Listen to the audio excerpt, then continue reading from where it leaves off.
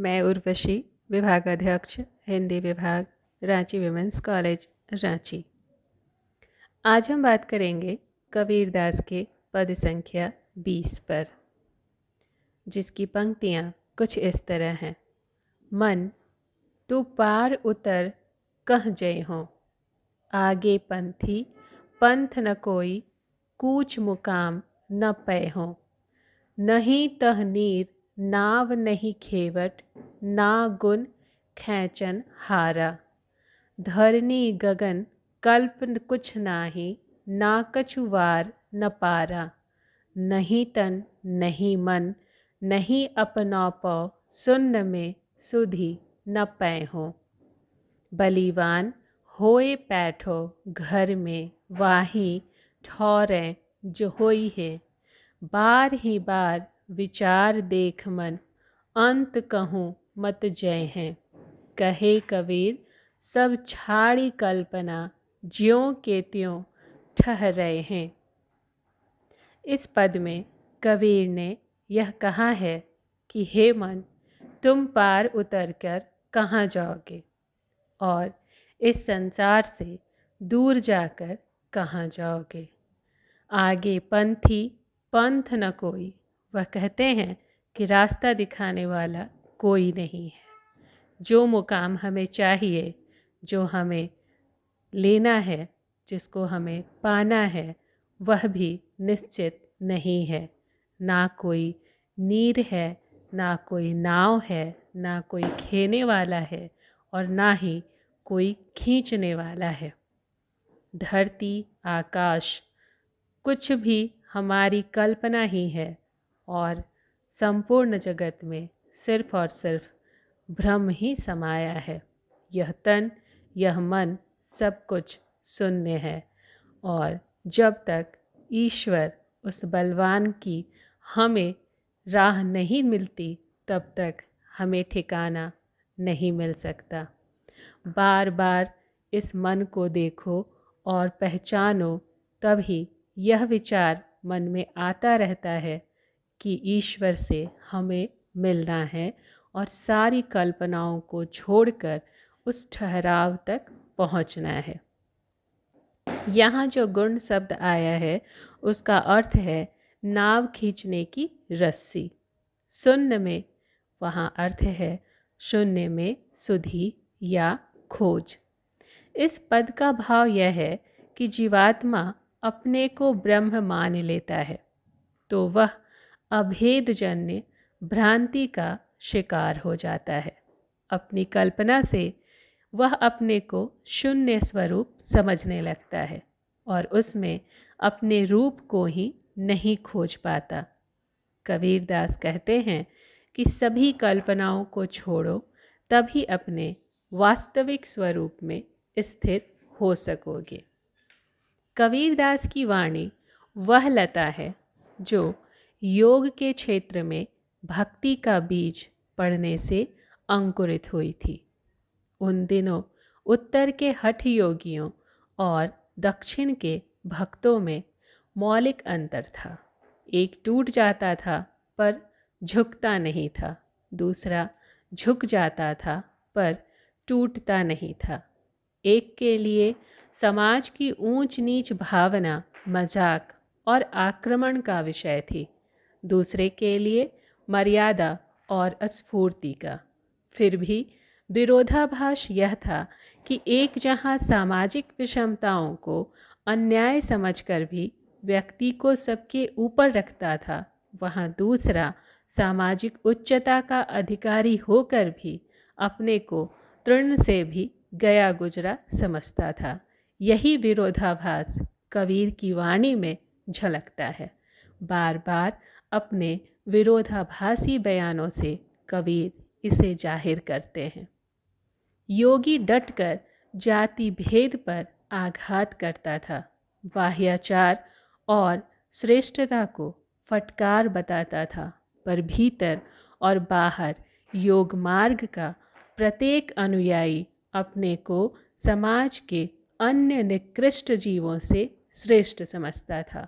दूसरों की बहिर्मुखी वृत्ति पर तरस खाता था, नाना प्रकार की पेचीदी बातों से उसका मजाक बनाता था और आशा करता था कि लोग उसके अचरज करिश्मे देखकर दांतों तले अंगुली दबा ले। भक्त जाति भेद, वर्णाश्रम व्यवस्था और ऊंच नीच मर्यादा को सिरे से स्वीकार कर लेता था। अपने को भवसागर में भटकता हुआ गुमराह प्राणी मानता था। अपनी पुरानी पाप भावना के लिए वह बार बार पश्चाताप करता था और आशा करता था कि भगवान उसके हार्दिक अनुताप को सुन लेंगे और भवबंधन से उसे मुक्त कर देंगे।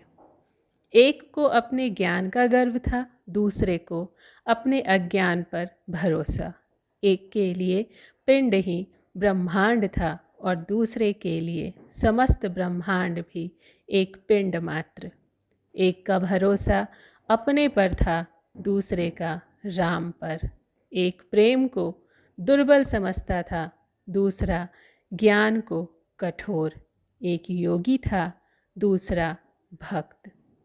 साधारण जनता में इन दोनों से दो प्रकार की प्रतिक्रिया हुई। एक ने श्रद्धालु गृहस्थ के चित्त में शंका का भाव पैदा कर दिया। वह सोचने लगा कि माया विकराल है, इससे छुटकारा पाना कठिन है। सिद्धि का मार्ग विघ्न भरा है। योग क्रियाहीन व्यक्ति की न जाने कौन सी दुर्गति होगी। 84 लाख योनियों में न जाने वह कब तक भटकता रहेगा। भवजाल विकट है, माया चक्र अनंत है। साधना मार्ग दुर्गम और विघ्नों से भरा है। गृहस्थ लाचार है। भक्त ने उसे लापरवाह बना दिया। गलती से भी एक बार हरिनाम जिसने जप लिया, उसे कुछ और करने की जरूरत नहीं। विष्णु का तिलक एक बार अगर सिर पर चढ़ गया तो बैकुंठ का दरवाज़ा खुल गया। तुलसी की माला यदि किसी को मिल गई तो गोलोक में स्थान निश्चित है। कलयुग में सब युगों से अच्छा यही है कि इसमें मानस पाप का कोई फल नहीं होता, मानस पुण्य का पूरा फल मिलता है। राम का नाम राम से भी बड़ा है। भय की कोई ज़रूरत नहीं है। योग ने गृहस्थ को ज़रूरत से ज़्यादा संशय से भर दिया। भक्ति ने पूरा आशावादी बना दिया। एक ने मुक्ति को महंगा सौदा बना दिया, दूसरे ने सस्ता। योग में गलत भावुकता को कोई स्थान नहीं। जो भक्ति पद पर भक्त को कंप, आवेग, जड़ता की अवस्था में ले आती है, वह इस क्षेत्र में अपरिचित थी। और यदि सचमुच ही भाग कल्पित है, कल्प विकल्प बेकार है, संसार मृग मरीचिका है, और यदि वह एक रस है, समरस है, तो फिर रोने से क्या होगा। अखंड चैतन्य स्वरूप परम पुरुष के सामने विलाप क्यों किया जाए। उस गुणहीन, विकारहीन, दया मायाहीन की पूजा क्यों की जाए, उसकी स्तुति क्यों की जाए। निर्ममता योग की पहली शर्त है, इसलिए वह अपने अनुयायी को अक्खड़ बना देता है। कबीरदास ने यह अक्खड़ता योगियों से विरासत में पाई थी। संसार में भटकते हुए जीवों को देखकर करुणा के अश्रु से वह कातर नहीं होते थे, बल्कि और भी कठोर होकर उसे फटकार लगाते थे। वे प्रहलाद की भांति सर्व जगत के पाप को अपने ऊपर ले लेने की वांछित उपस्थिति दिखाते थे और कठोर, शुष्क, निरत होकर उपदेश देते थे। संसार भर में उनकी दया कहीं नहीं दिखती। वह सिर्फ राम पर भरोसा करते हैं और उन्हीं पर अपने कर्मों की सारी गति को केंद्रित करते हैं। धन्यवाद।